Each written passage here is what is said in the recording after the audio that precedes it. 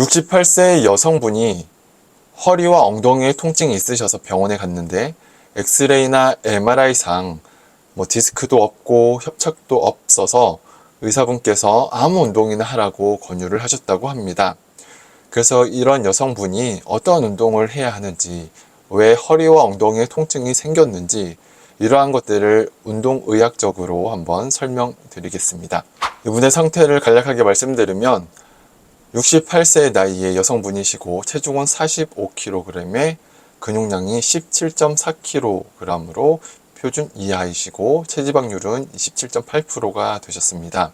주요 증상은 허리와 엉덩이에 통증이 있으셨고 또 신장 관련해서 방광염이 있으셨다고 합니다.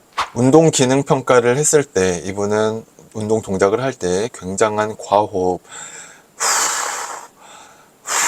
이런 식으로 호흡을 하셨고 허리를 돌리는 동작이 부드럽게 전혀 연결이 되지 않고 또 운동 동작을 할 때 예를 들어서 팔을 옆으로 돌리는 동작들을 할 때 항상 고개가 같이 따라가고 다리를 들어 올릴 때 항상 고개가 같이 먼저 따라가는 이런 주변 시야가 굉장히 약해진 상태였다.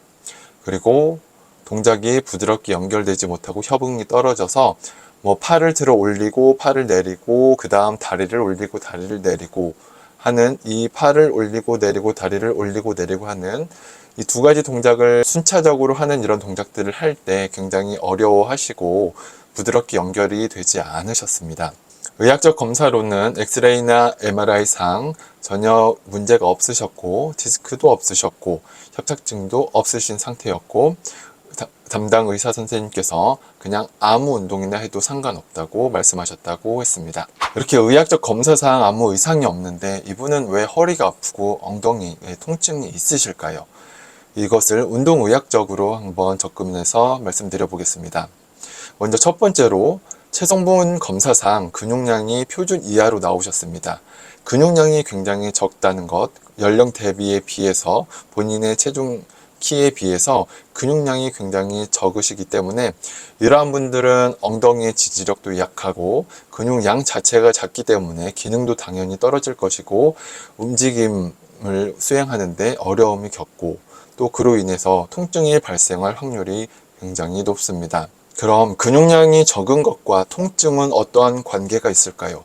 근육량이 적다는 것은 그만큼 그 근육을 사용하지 않았다는 것, 운동을 하지 않았다는 것입니다. 사용하지 않고 운동을 하지 않은 근육량이 적은 그 근육은 근육뿐만 아니라 그 신경까지 기능이 떨어져 있는 상태입니다. 하지만 우리는 일상생활에서도 앉아있을 때 엉덩이 근육은 이 자세를 유지하기 위해서 계속 잡아주는 역할을 해주어야 합니다. 그런데 이 근육 자체의 기능이 떨어져 있고 약해져 있다 보면 조금만 앉아 있어도 근육이 아프고 통증이 발생할 수 있습니다. 예를 들어 볼까요? 내가 이렇게 어렸을 때 잘못을 하면 양손을 이렇게 들고 있었던 그런 기억이 있으신 분들이 있으실 것입니다. 팔을 들어 올리고 있으면 이 어깨 근육은 수축을 하고 있는 상태죠. 그런데 이 근육의 기능이 약하고 떨어지면 조금만 시간이 지나도 어깨가 아프고 쑤시고 통증이 발생이 됩니다. 마찬가지로 우리 엉덩이 근육은 내가 그냥 가만히 앉아서 편안하게 있는 것 같지만 우리 머리와 척추, 이 몸통을 유지하기 위해서 엉덩이 근육은 어느 정도 긴장을 해 주어야 합니다. 그런데 약해져 있는 이 근육들은 금방 피로해지고 쉽게 지치고 이러한 원인들로 인해서 근육의 통증이 발생이 될 수 있습니다. 두 번째로 신경과 근막의 긴장도가 높을 수 있습니다. 이것은 과호흡으로 인한 근육의 긴장도가 높아질 수가 있는데 과호흡을 하는 것이 왜 근막의 긴장도를 높이게 되는지 궁금하시죠? 운동을 하실 때는 일상생활보다 훨씬 더 많은 양의 산소가 요구가 됩니다. 그래서 운동 동작을 하실 때 호흡을 크게 하는 것은 맞는데 약간 심하게 과호흡을 하시는 분들은 이게 운동 습관이 잘못돼서 운동을 처음 배울 때 잘못된 호흡법을 배워서 그러실 수도 있고 진짜 내 몸에 산소가 많이 부족을 하니까 빠르게 호흡을 들이마시고 빨리 내뱉기 위해서 그렇게 호흡을 하시는 두 가지 경우가 있을 수가 있습니다. 어떠한 경우든 이렇게 과호흡을 하게 되시면 우리 몸 전체에는 산소가 부족하게 됩니다. 이산화탄소와 산소의 농도 레벨이 맞지 않고 내가 현재 지금 움직이면서 운동을 하면서 산소가 공급돼야 할 그 세포 안으로 직접적인 산소가 공급이 되지는 못하고 호흡은 자꾸 과호흡이 되면서 근육이 피로해지고 긴장감을 더 느끼게 되는 것입니다. 그러면 당연히 운동 수행 능력도 떨어지게 되고 어지럼증까지 느껴지실 수가 있게 됩니다. 이렇게 근막의 긴장도가 높아지게 되시면 운동 중 신체의 유연성도 떨어지고 움직임의 부드러움이 저하되게 되고, 이것은 당연 운동할 때뿐만 아니라 일상생활 중에서도 나타나게 될 수 있습니다. 왜냐하면 이분은 68세의 나이로 하고 있는 운동 자체가 운동 강도가 굉장히 낮은 단계에서 20대 정도의 신체를 가진 사람에게는 평가를 하는 정도 강도를 가지고 하는 것이 이 68세 여성분에게는 운동이 되는 강도가 되는 것인데, 문제는 이것이 평가를 하는 정도는 일상생활에서 활동하는 정도의 동작들입니다. 근데 이것을 운동하는 정도의 강도로 느껴지고 그만큼 과호흡을 한다는 것은 일상생활에서도 굉장히 무리가 갈 수밖에 없고 곳곳에서 통증을 유발할 수 있는 요인들이 굉장히 많다는 것을 알 수 있습니다. 다음으로 주변 시야의 약화입니다. 나이가 들수록 노화가 따를수록 주변 시야가 점점 약해집니다. 이 주변 시야라는 건 무엇이냐면, 제가 이렇게 앞을 보고 있으면서도 제 팔을 이렇게 움직이거나 이렇게 물체 옆에 있는 물건도 딸 수 있고 다시 잠글 수도 있고, 하지만 저는 이 물통을 쳐다보지 않고 있고, 계단을 걸을 때 특히 젊은 사람들이 주변 시야가 있으면 정면을 보고 그냥 계단을 걸어가면서 계단의 높이, 내 발의 보폭 이러한 것들을 충분히 생각해내면서 걸어갈 수가 있습니다. 그런데 주변 시야가 약하신 분들은 걸으실 때마다 바닥을 쳐다보시고 내 발을 쳐다보게 됩니다. 그러면서 동작을 하게 되는 것이죠. 내가 팔 운동을 하면 정면을 보고 팔을 움직일 수 있는 동작인데도 이렇게 몸이 같이 따라가 주시는 것입니다.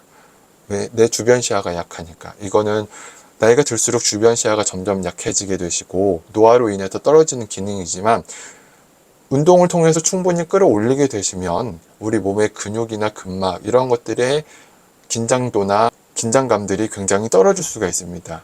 왜 그러냐 하면, 우리가 지금 캄캄한 어두운 방, 한 치 앞도 안 보이는 방에 혼자 있다고 생각을 해보시고, 내가 앞으로 걸어가려고 하면 굉장히 몸이 위축되고 긴장감이 생기고 움직임이 저하되고 천천히 걷게 됩니다. 왜? 내 앞에 뭐가 있는지도 모르고 혹시 모를 장애물에 불이 칠지도 모른다는 그런 위협 때문에 내 몸은 그렇게 움직임 동작을 굉장히 위축시키고 근육을 긴장하게 만듭니다.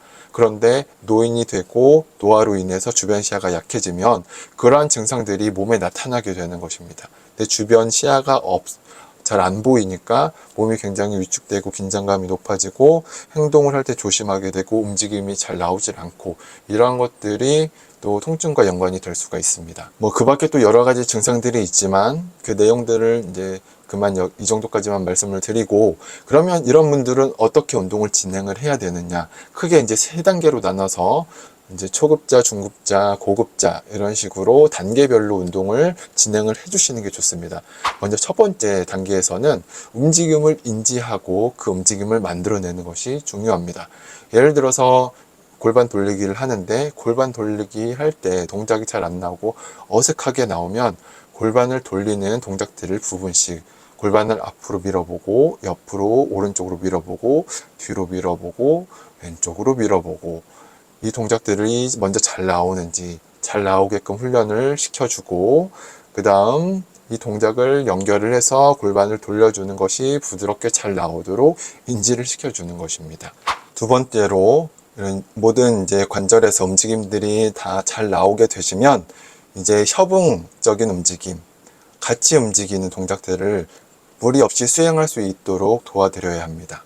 그 동작을 하실 때 최대한 편한 동작부터, 한 동작이 팔을 들어 올렸다 내리고 다리를 들어 올렸다 내리고 하는 이 동작들이 자연스럽게 이루어질 수 있도록 두 번째 단계에서는 두 가지 이상의 동작들을 혼합하여 협응하는 동작들을 만들어서 트레이닝을 해주게 됩니다.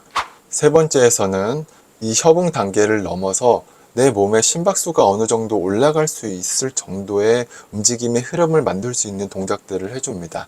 이때는 이제 본격적으로 운동 동작들, 필라테스 동작들 이러한 것들이 이제 포함이 되어 들어가겠죠.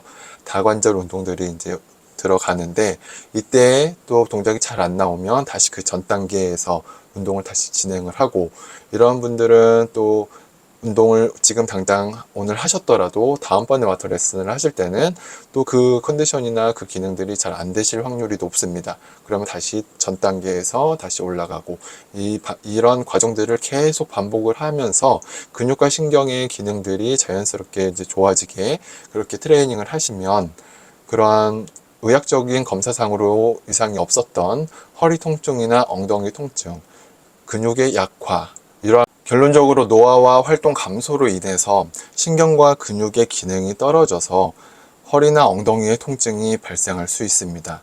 이러한 증상은 의학적으로 엑스레이나 MRI 상으로 이상이 전혀 없고 디스크나 협착증이 없어도 나타날 수 있는 통증들입니다. 이러한 분들은 꼭 혼자서 운동을 하지 마시고 운동 전문가에게 자신의 몸의 운동 기능들을 평가를 해보시고 거기에 맞는 단계별 운동법을 꼭 하셔서 안전하고 효율적으로 운동 관리, 건강 관리, 통증 관리를 꼭 하시길 바라겠습니다. 감사합니다.